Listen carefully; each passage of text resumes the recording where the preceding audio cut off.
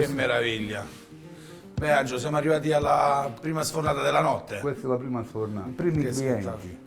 Che spettacolo. mattutini che si svegliano col profumo Che del spettacolo. pane la mattina Che e la spettacolo. prima cosa che devono fare, devono andare a comprare il pane. Si lavora la notte poi sostanzialmente per dare il pane fresco a tutti quanti il giorno. Loro hanno la giornata ribaltata, hanno queste platee che sono qualcosa di eccezionale, sono dei mini appartamenti.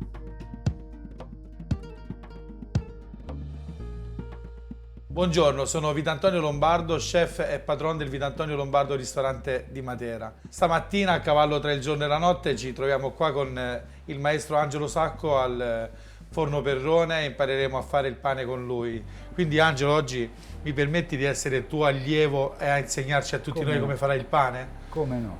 Ok. Sono molto contento di averti qui. E per noi è un grande onore. Dopo tanti anni tra l'Italia e l'estero ho realizzato il mio sogno di aprire il mio ristorante a Matera in Basilicata. Il mio ristorante è situato al centro dei Sassi di Matera, all'interno di una grotta. Proponiamo quella che è una cucina, ci piace definirla creativa di territorio. Per quanto sia creativa, i nostri clienti mangiano Matera, mangiano il nostro territorio, respirano la nostra regione. Oggi vogliamo insieme a voi vivere il ritorno alle nostre origini. Non c'è più origine che andare, secondo me, in un forno a legna nella città che è quella di Matera, dove il pane è sinceramente un simbolo di grande importanza. Io sono Angelo Sacco. Dopo 40 anni sono riuscito a aprire un panificio per conto mio.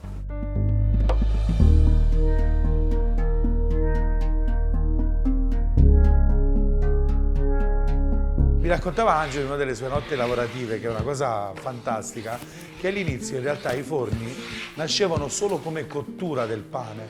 In sostanza le persone si facevano l'impasto e loro accendevano il forno, che ogni persona portava il suo impasto al forno e lo portava semplicemente a cuocere il pane. Il maestro panettiere, per far sì che non si confondeva un pane con l'altro, timbrava il pane prima della cottura, giusto Angelo? Eh sì, si metteva un timbro qui dietro con le iniziali della famiglia. Però non erano pezzature così, erano pezzature grosse come quelle Che vedremo dopo. Che mo vedremo. Ora non c'è più bisogno ovviamente perché anche l'impasto lo fanno loro e l'impasto è uguale per tutto, ovviamente regolato da un disciplinare come tutti sappiamo. Prima invece c'era chi impastava meglio, chi impastava peggio. Dice, ma non è venuto bene oggi il pane. Come? Ha sbagliato a trembè. A trembè significa? Impastare il pane. Bellissimo. Questo è il dialetto materano. Beh, prima si usava più grande il pane, le famiglie erano più numerose, vero Sì, Angelo? perché c'erano minimo 8 figli. 8, 6, 10. E con un pezzo di pane così mangiava. E invece poi le richieste come sono? Siamo passati dai 3 kg al quartino, Le no? richieste, abbiamo il quartino. C'è la differenza, vedi? Tra questo e questo qua. Mamma mia. La cosa che vorrei far vedere è che anche se guardiamo nella cesta, nonostante parliamo di 200 pezzi di pane e parliamo di un forno che è gestito nella maniera più tradizionale possibile, la doratura del pane è completamente uguale dappertutto. E la cosa più bella, permettimi Angelo, è questa crosta che è qualcosa di bellissima e la manteniamo così perfetta per i primi 2 giorni almeno, è qualcosa di eccezionale.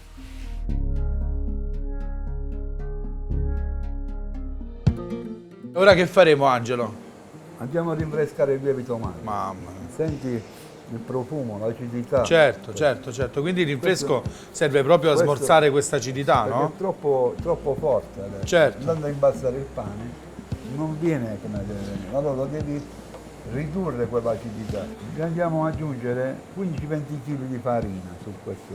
Quanto era circa il lievito madre? Sono 10 kg. Ricordiamo che la tradizione vuole che sia nell'impasto che nel lievito madre si usa solo ed esclusivamente farina di semola di grano duro. Non va messo né sale né lievito di birra, niente, solo acqua e farina. Che aiuta poi dopo la maturazione dell'infresco. Farlo- La fermentazione del lievito madre Mentre stesso. poi nell'impasto del pane ci andiamo a mettere il sale e il lievito di E birra. lievito di birra. Fatto il rinfresco nella tuffante, ci sposteremo in questa impastatrice che ovviamente è più contenitiva, dove poi dopo faremo l'impasto vero e proprio del pane. Ovviamente per una questione di dimensioni, noi impasteremo quanta farina qua dentro? Metteremo 70 kg. 70 kg per avere un impasto completo fra lievito madre e acqua all'incirca di 1,5 quintali.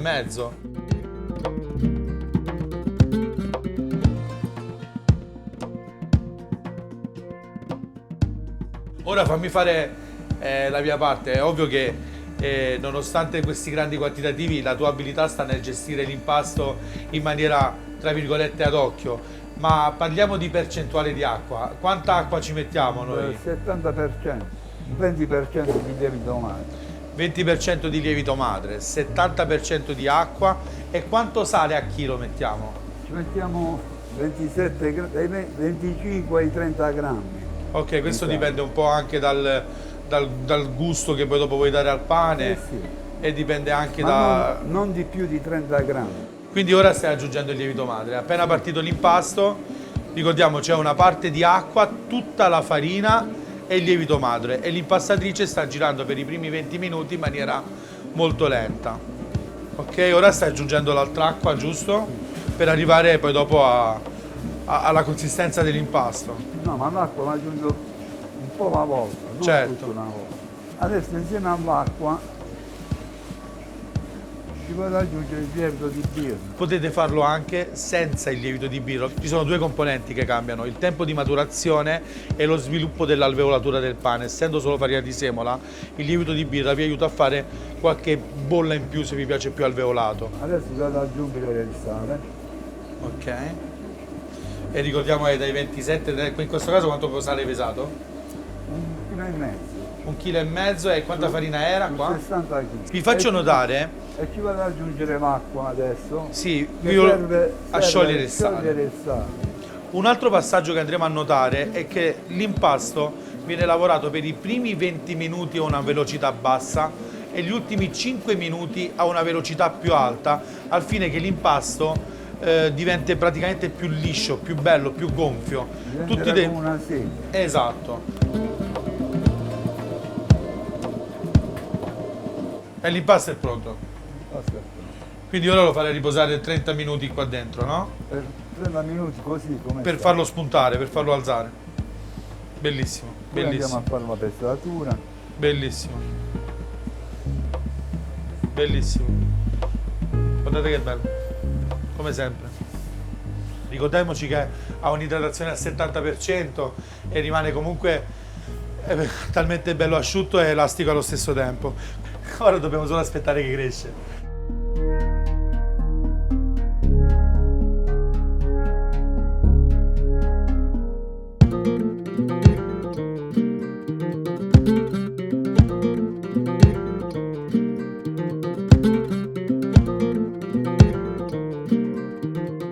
Angelo, che legno usiamo? Olivo. Solo ulivo. Olivo e quercia. La scelta del legno stesso serve a dare il giusto profumo che vogliamo alla crosta del pane. Accendiamo il forno portandola a una temperatura più alta che quella di 400 gradi per cuocere le focacce e poi scendere di temperatura per infornare il pane.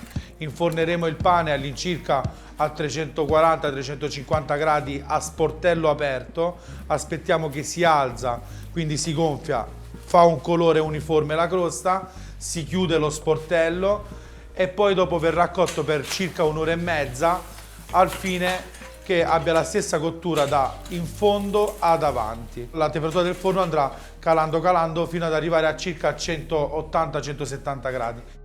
Basta un pezzetto di carta che subito acciacca. Tra un po' tutto prenderà fuoco. Se lo chiudi esplode.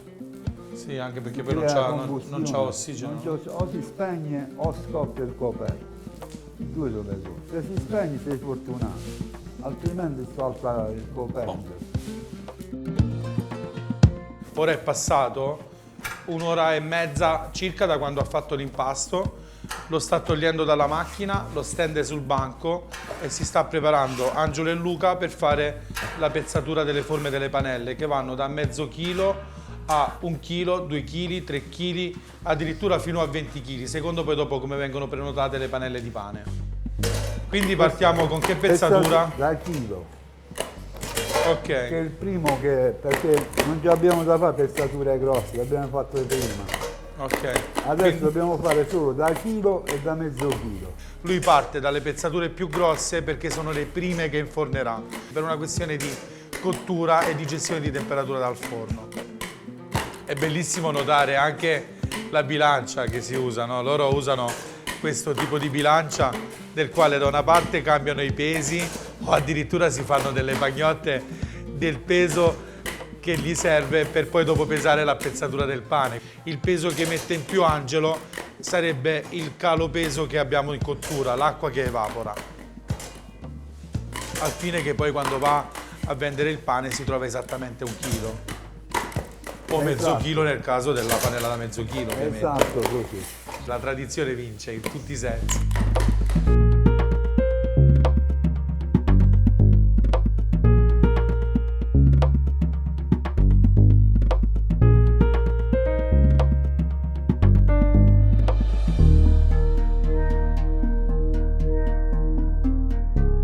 Il pane ha riposato nei cassoni per circa mezz'ora e Angelo si sta preparando per dargli la forma e infornarlo. E faremo le due classiche forme, quindi sia il pane alto che il pane a cornetto, vero? Certo. Questa è la forma alta. Questi sono i famosi 3 tagli Padre, Figlio, Spirito Santo.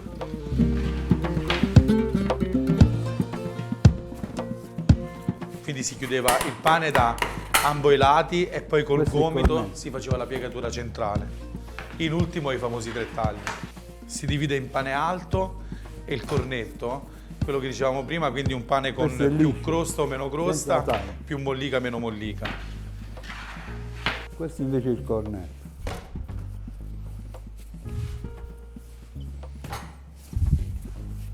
È più lungo e invece di 7 ce ne sono 4.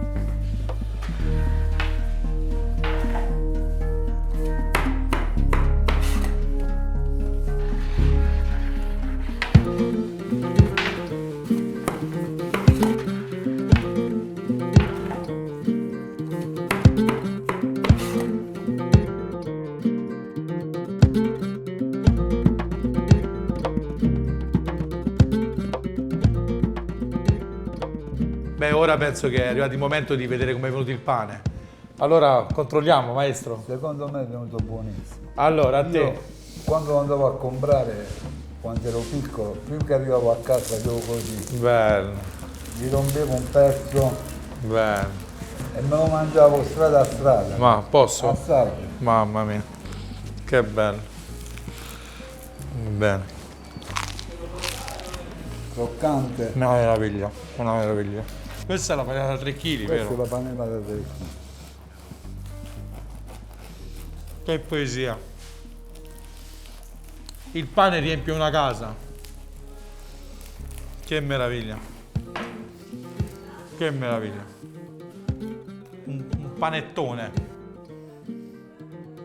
Vedete il giallo della farina di semola, la chiusura fatta bene che non lascia spazio all'interno, il lievito di birra che ha aiutato in qualche bolla più grossa. Se fosse stato solo lievito madre magari sarebbe rimasto molto più compatto solo all'interno. E questa è la fettona di pane. Come una bistecca fiorentina. Bellissimo. E questo, come dice Angelo, è la fiorentina. Si dice dei poveri una volta, ma penso che è una grande ricchezza. Con un po' di pomodoro.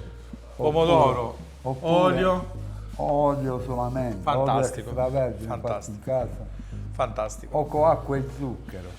Bene, questo è il nostro il cuore di Matera. Abbiamo incominciato in piena notte e finito in tarda mattinata. Abbiamo visto la produzione di questo prodotto iconico per questa città, il pane di Matera, insieme al nostro amico maestro Angelo Sacco. Io saluto tutti i panettieri d'Italia, che sono miei colleghi, e io faccio uno dei tanti tipi di pane che si fa in Italia, perché in Italia so che se ne fanno più di 100 tipi di pane. Questo è il mio pane. Un saluto a tutti gli amici di Italia Squisita, vi aspettiamo a Matera dal forno di Angelo Sacco e magari se vi capita venitemi a trovare anche al ristorante. Grazie di averci Arrivederci. accolto.